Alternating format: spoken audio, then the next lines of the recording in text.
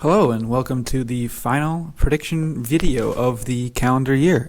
It is the Super Bowl. Congratulations to the Eagles and the Chiefs for making it back. I believe both teams have been here in the last 4 or 5 years.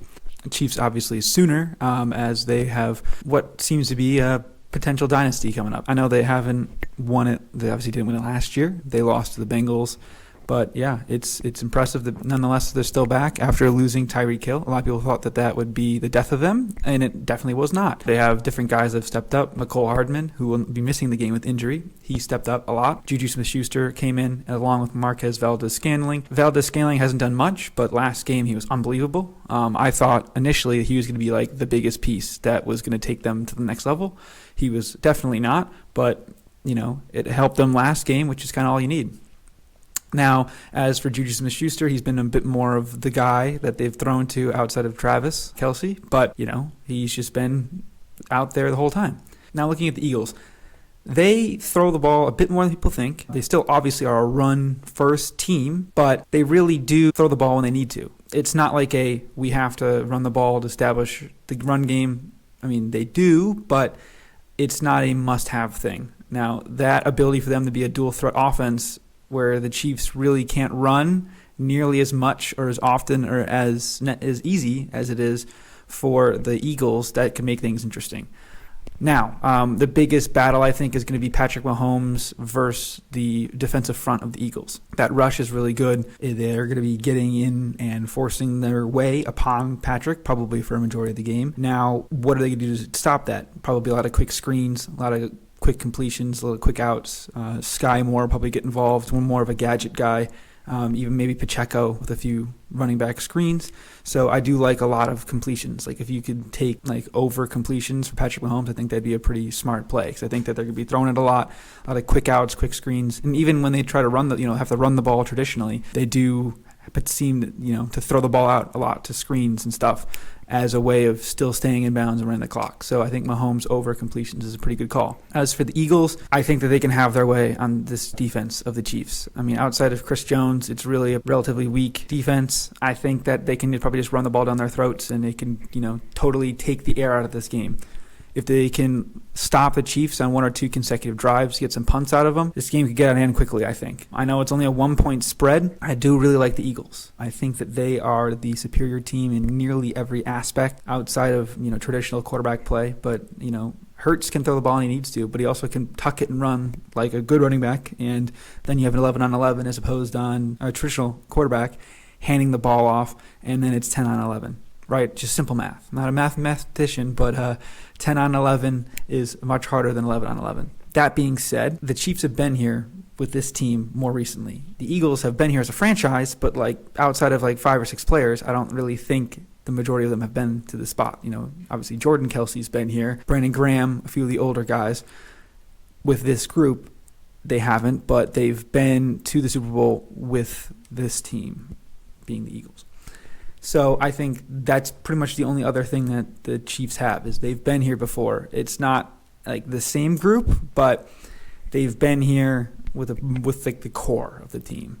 Now, how much does that matter? I don't really think it matters nearly as much as people think it does, but I'm trying to find reasons why the Eagles aren't going to blow this team out. Mahomes obviously is a pretty big neutralizer. Travis Kelce being unguardable, pretty big neutralizer. And just the Chiefs' ability to have these cool trick gadget plays just kind of work almost every time, seemingly. That's a big factor as well. As for some other props, I like over field goals, because I think that Kansas City might have to settle for some field goals early, and the Eagles might try to get a little cute with their with throwing the ball down the field. They kind of realized quickly against the Niners that they could just run the ball at will if needed. And that was pretty impressive. And if they keep doing that, I think the same thing will happen with that game as the 49ers game. It might get a little boring, and they could have this game could go quickly by if they run the ball a lot and they kind of take the air out of the game. So I expect Philly to dominate in times of possession and longer drives, but again, if that defensive front gets tired or can't get to the quarterback, the Chiefs could really neutralize that and kind of bring this game back to even. So if they can effectively rotate their defensive front and make sure you maybe contain Mahomes in the pocket a little bit more, Don't let him go those crazy Mahomes plays where he runs around and throws it, 50 yards down the field with the opposite hand not looking, some one of those things.